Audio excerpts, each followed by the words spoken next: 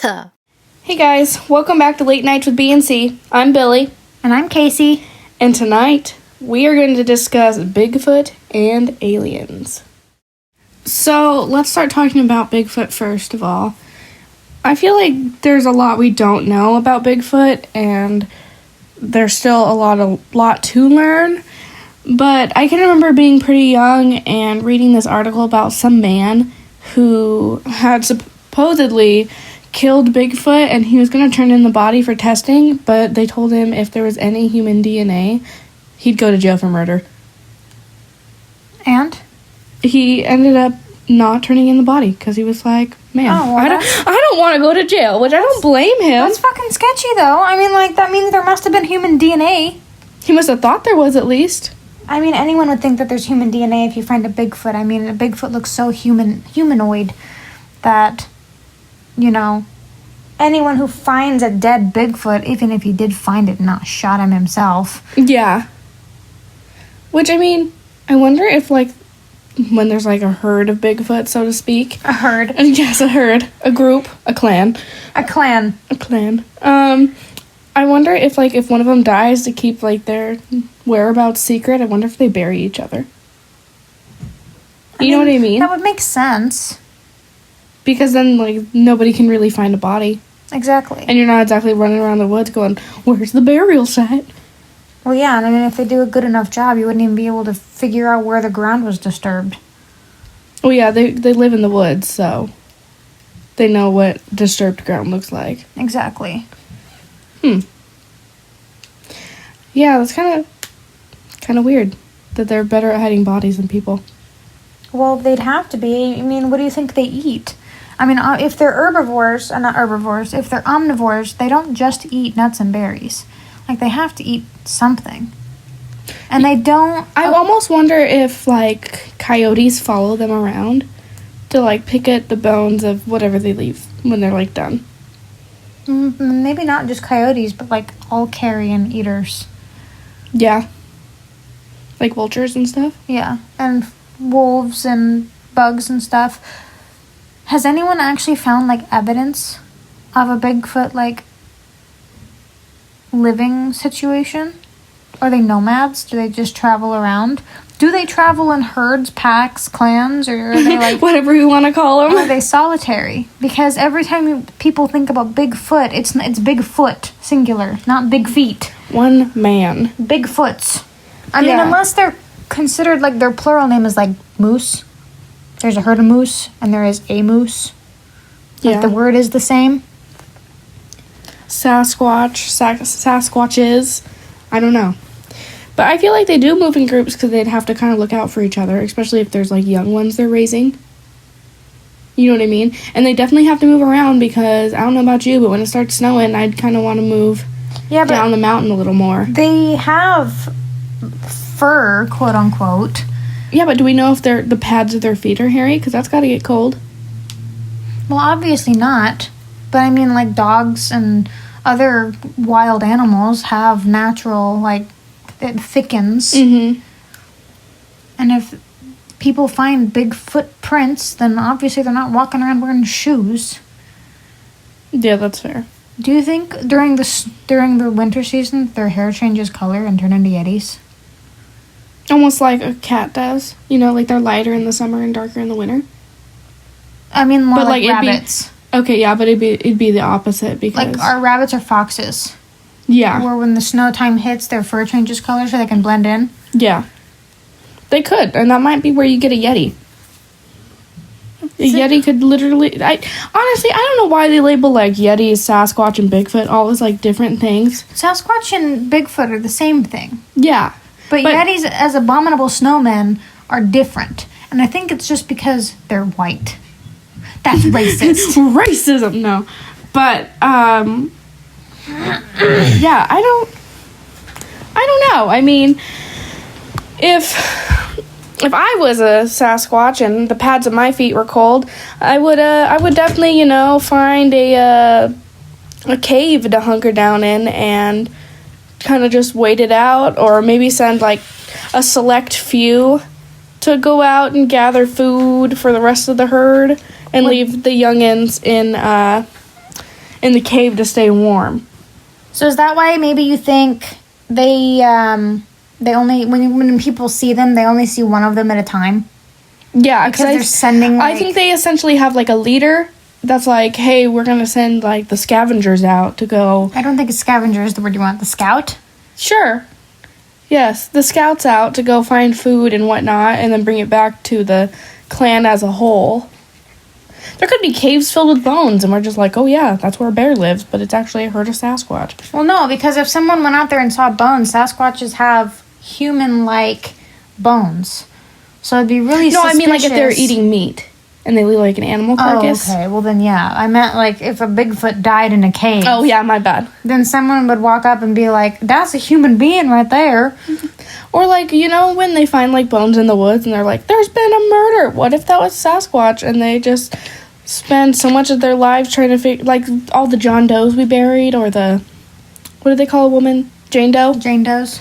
Yeah. What if those are just, like, Sasquatch bodies? And I don't think they'd be full-grown Sasquatch bodies. I wonder if they'd be, like, Sasquatch children bodies. Because a full-grown Sasquatch is, what, like 8 feet? Something crazy. 8 feet tall. And the average size person is anywhere from 4'10" to 6'3", 6'4". Yeah, that's fair.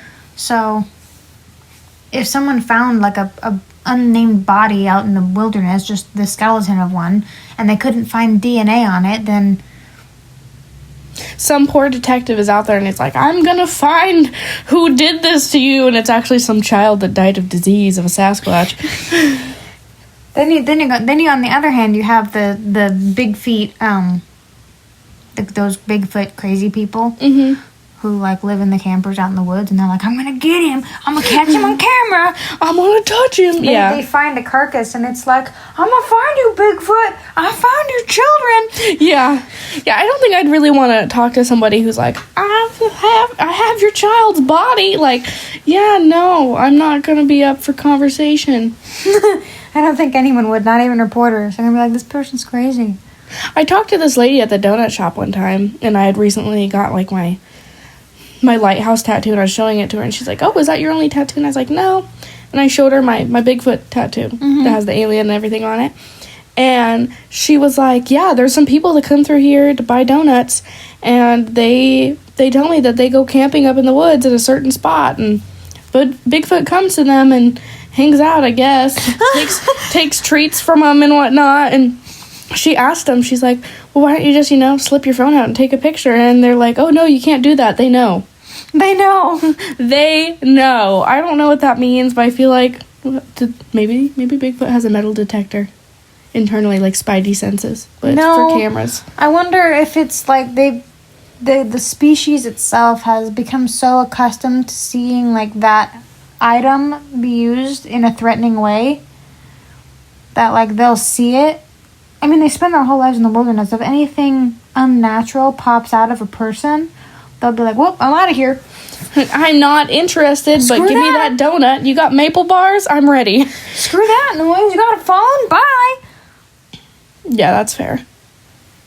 I mean, if I lived in the woods my entire life, and all I was accustomed to seeing was pine cones and branches and rocks. This is just my tree phone. And a person came out of nowhere and they whipped a phone out, I'd be like, what the heck is that? That thing is gonna hurt me. Exactly. It's a gun. It's a gun. Yeah, I get that. Especially because phones nowadays make so, like, many weird noises. Right, yeah. Yeah, and you're not used to that if you've been living in the woods all your life. Also, who the heck goes to a donut shop and they're like, yeah, I hang out with Bigfoot on the weekends? Yeah, we're weekenders together. I mean, how do they just not set up, like, a trail cam? Like, up in a tree? Like, if they hang out with Bigfoot because all the time, I feel like this Bigfoot probably knows its surroundings well enough to where if one thing's out of place, they're like, ooh, man. Yeah, but if those people come up, then that's completely out of place. Like, what if they put, like, a hidden camera, like, on their clothing, or, like, what if they had a hat that had, like, a little hole in the middle, and they put, like, a hidden camera there, and they just looked at him? Then they'd have proof right there. How come they have no proof? Maybe they don't want people to, like, maybe they're just enjoying their time with him, and they don't want people to be going up there and infringing on their time with him and scaring him away. Because it's got to take years of trust to get a Sasquatch to come, chill with I you. wonder how old they were. That's a very good question. I did not ask. But I was just like, man, what a time to be alive. That these group of people just go up there and are like, yeah, Sasquatch, I got you some snacks. How do they communicate? They probably don't. They probably just leave out food and just watch him come and take it, and then he wanders off. Well, how do we know this is not just a really nice bear? A really nice bear. Well, bears pick up things with their mouth, not their hands. Well, not always. Sometimes they'll like sit down and they'll like reach for it and put it in their mouths. I mean, they don't have thumbs, so it's like a scooping motion, but still. Scoop or two hands. Yeah. Yeah, I don't know. A really nice bear. Like, what if it was a very young bear that didn't really have that much experience with people, and he just this bear just stumbled upon these couple of campers, and the campers were like, "Hey, buddy, you want a snack?" Yeah, and they were just like, yep, it's Bigfoot. That's Bigfoot. Well, there was a bear that would, like, wander around this campsite that didn't have front feet. So it would walk on two legs. Where? I can't remember where. I just remember seeing it, like, on the Discovery Channel or something. Oh. And it was like, people thought it was Bigfoot at night. And then come daytime, they're like, oh, That's a handless bear. That's a bear with no hands. Look, Mom, no hands. But I feel like Sasquatch definitely had to evolve from something. You know what I mean? So what are your theories on that? So my theory is, like, maybe some caveman was like, I don't want to live in a house. That's stupid. I'm going to live in a cave. And then after years... Well, like, because, you know, people are, like, starting to, you know, build houses. And this man's like, I'm sticking to my old ways. And so he goes and he finds a cave. And he's like, I don't want to talk to anyone. I'm a hermit. And then he finds love somehow. And they evolve to start growing hair because it's cold. What if a Bigfoot is like a later version of a Neanderthal? Yeah. Because Neanderthals were wandering nomads that lived in caves. They had, like, really heavy brow ridges. They were normally more hairy than your average person. The only issue with that is that your Neanderthal, the tallest Neanderthal was maybe 5 foot. Okay, so maybe one fell in love with a tall person. Or maybe they started, I don't know. Crossbreeding? Okay. That's why Yeah. I say later version of a Neanderthal. So maybe, you know, they couldn't reach some food high up in the trees. And they're like, we need taller men. And so all the tall children started having kids. The short ones weren't allowed. Well, I do know, I have my theories that Neanderthals and early humans did breed. And that's where that, like, missing link comes from. Because Neanderthals are their own species, and then humans are their own species. Like, Homo sapiens is his own species. So maybe, like, they found love together, and then one was really tall and super hairy, and they're like, man, this is a good idea. Let me put stock in that. Well, I also wonder if that's what kind of helped ensure the survival of Neanderthals to begin with. But if they kept to their ways, their normal ways, then they would have ended up probably looking like Bigfoot. That doesn't explain how Bigfoot got to be 8 feet tall, though. Like, Neanderthals were heavy people. They were built like bears. Early people used to think they were bears because they were, like, low and they were hunched to the ground, and they'd usually wear bear fur. So maybe one had a backache and decided to stand up straight. No, they didn't have backaches. Their spines were straight, but their legs were, like, bowed. Oh. So they looked hunched over. Okay. And they didn't have long necks. They had long skulls that went, like, lengthwise, and their brains kind of sat on the backs of their necks. Their brains were enormous, much bigger than ours. Ours go up. Theirs went back. So their lower, the back part of their brain would basically just sit on the back of their neck. They couldn't make human noises either. Their throats weren't developed enough, so they could only make, like, guttural noises. Which is what Sasquatches make. Exactly. They, you know, they grunt, and I'm sure they make... My mom's friend, actually, her neighbor heard what sounded like a woman choking outside of her house. Yeah, I don't know if it sounded exactly like that, but yeah, they couldn't figure it out. And, like, they went and, like, kind of tried to investigate and didn't find anything, so... Foxes sound like that, too, though. Foxes My mom was also thinking cougar, but, like... Foxes and some large felines sound like women. Choking, screaming, crying. Yeah. Which is odd. I mean, what a time to be alive. But, I mean, okay, fine. So maybe... So my theory about Sasquatch's origin Mm-hmm. is where the aliens come in. Mm-hmm. Because there have been lots of sightings of people reporting that they've seen actual aliens, and the aliens being like 8 feet tall. So you think an alien came down to investigate Earth and was like, man, what a beautiful place, and then met a hairy Neanderthal and was like, yeah, I'd tap that. Either a Neanderthal or a chimp, Okay. because those are still covered in hair. So they found love. Made love. Made love. Had a baby that Had a had baby. lots of hair. Lots of hair and very tall, and could stand straight up. Couldn't speak, though. Had no vocal cords. We don't know if aliens can speak. Yeah, that's fair. We definitely know that chimps don't. Mm-hmm. But they also had human-like feet, but much bigger. Yeah. So, like, you get your height, you get your hair, and it also explains, like, almost every single early civilization's depictions of spaceships and aliens on the inside of their cave walls. Yeah. Yeah. I wonder if Sasquatch's hair is, like, silky smooth or if it's, like, that barbed. I think it's coarse, Rough. like bear hair. Bear hair can be soft. On the underbelly, like, where it doesn't usually get, like, roughed up a whole bunch. Maybe more like pig or goat hair, where it's, like, really Well, have you ever coarse. touched, like, a Jack Russell Terrier? I think so. Their hair is, like, super wiry and coarse. That's what pig hair is like. I don't pet pigs that often. I can't say that I just go out looking. I mean, I'd love to pet a pig, but I don't go out looking for hairy men to So touch. next year at the fair, I get you to go pet a pig, Okay. and you can touch its nose. Their noses are the softest Oh, yeah. I things love poking in the little world. pig noses. They're cute. Yes. No, but what? So, aliens found love, Yes. had a child. Yes. Child is what we know as Bigfoot. Yes. Maybe it was more than one alien, because, you know, There are different types of aliens.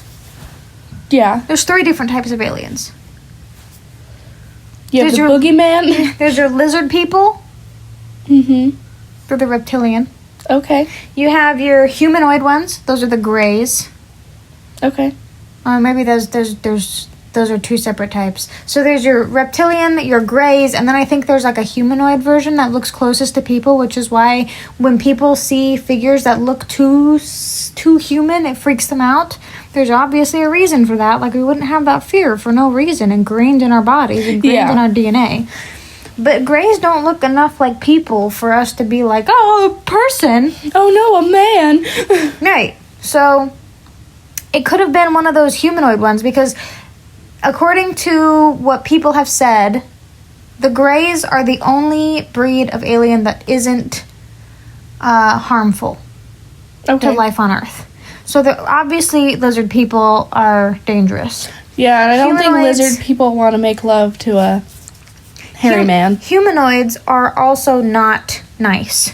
Mhm. Those are the ones that abduct and keep people. Those are the ones that kill people. Those are the ones that, like...